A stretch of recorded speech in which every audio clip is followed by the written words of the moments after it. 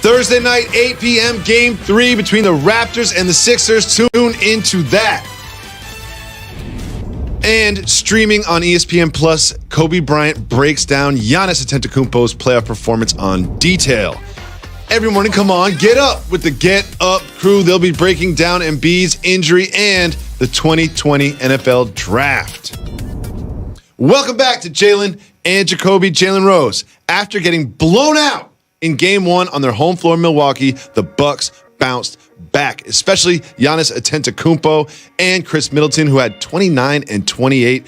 How did the Greek Freak bounce back from that frustrating Game 1 performance? Well, he got points in the paint. In Game 1, the Celtics did a terrific job of taking away his straight line drives and crowding the paint. And the reason why they were able to do that is the Bucks weren't knocking down their three-point shot. Not the case last night. In Game 2, they were plus 30 from the three-point line. Wow. Plus 30, okay? Wow.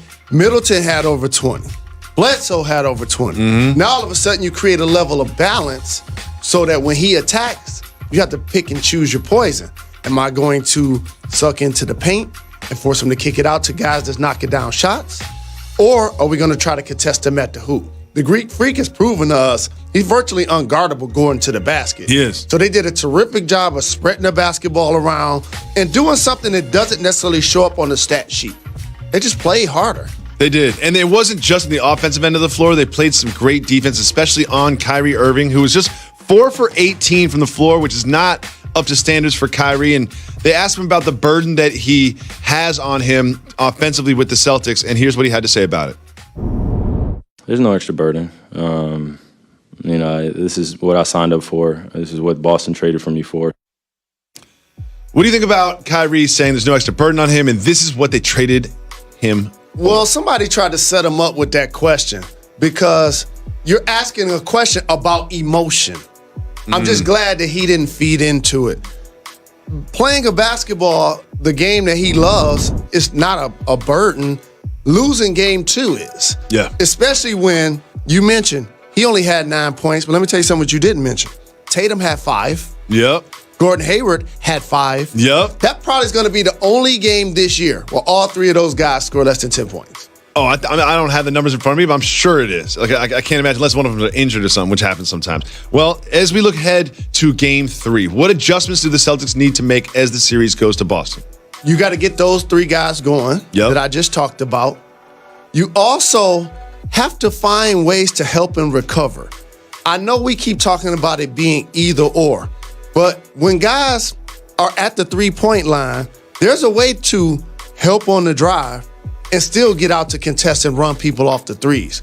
You have to play with a lot more sense of urgency than I saw in Game 2, more similar to what they had in Game 1. They played in Game 2 like a team that, we got our one game. Yeah, we got a house money game. We know it, and then the Bucks came out with force, and they was like, you know what? We're good. One split's nice. A split's nice. No big deal. Exactly. Well, sometimes there is a piece of video that is just so important that we need to really unpack. We have to go to the table.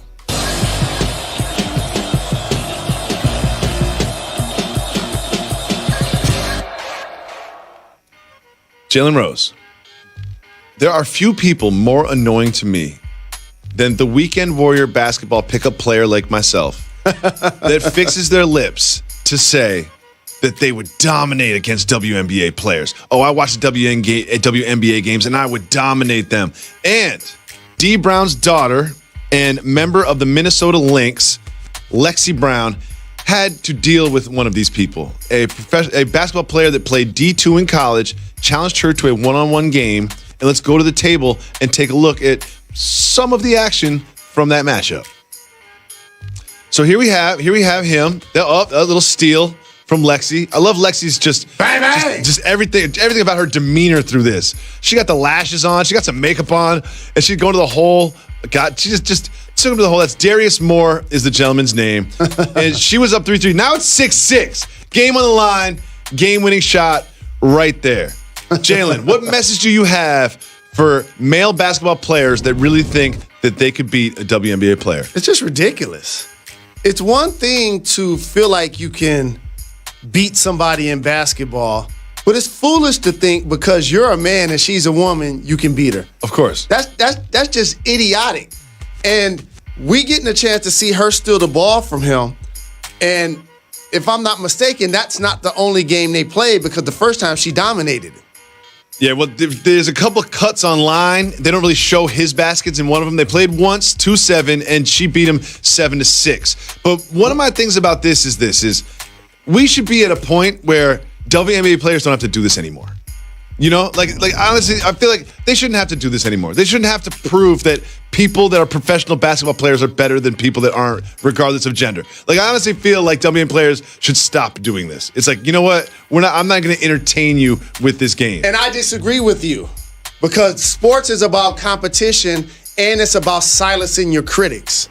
And if you guys think y'all can beat me in basketball, bring it on. I like that she not only played them, but she shot them down and shut them up. She did. She had some nice finishes, too, like the non-gather finish when you just do it with one hand. I love that. Shout out to you, Lexi. And didn't you say she's a professional basketball player? Yeah, okay, cool. That means that she's going to be better than 99% of the people walking the face of the earth at her sport. You're actually wrong about that. It's 99.99% of the people walking the face of the earth at her sport. Jalen, we have another guest coming through. Kurt Goldsberry, currently of ESPN, formerly of Grantland, is going to come by right after this. Shout out to Bill Simmons.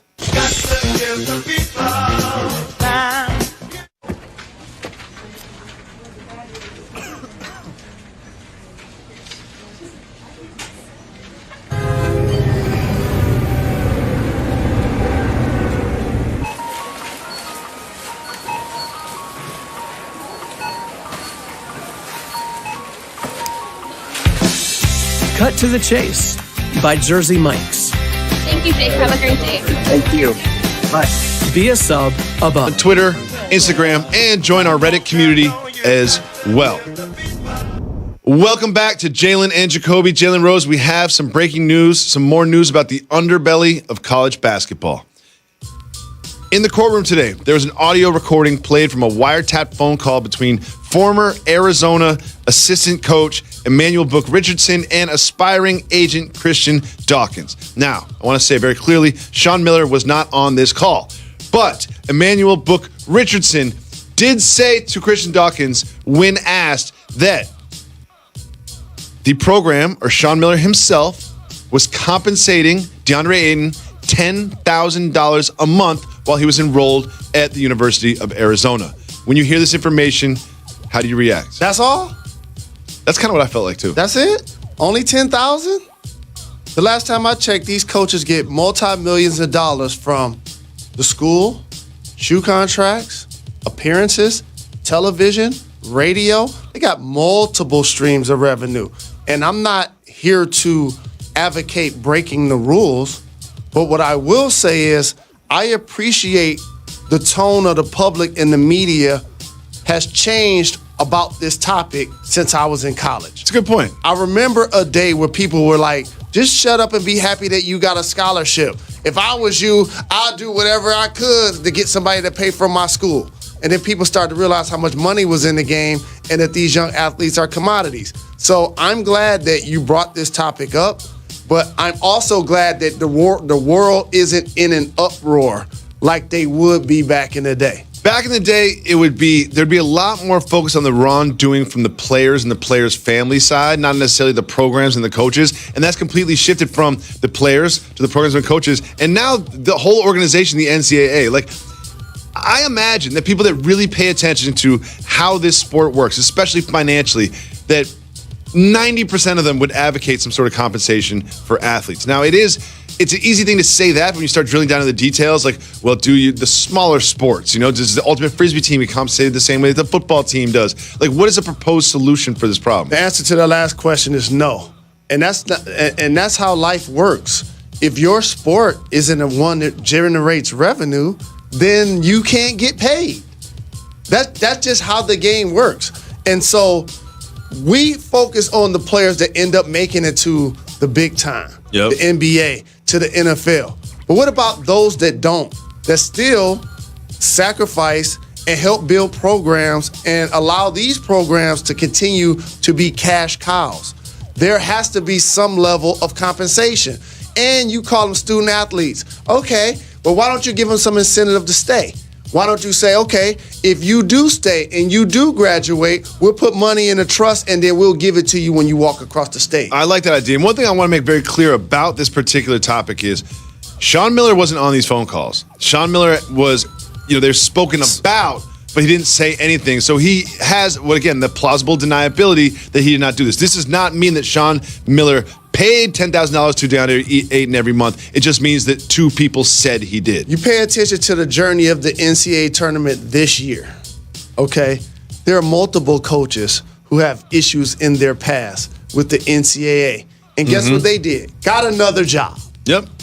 And so this hypocrisy going back and forth about what's considered rule breaking that's so very serious that the university or the coach or the player should be punished.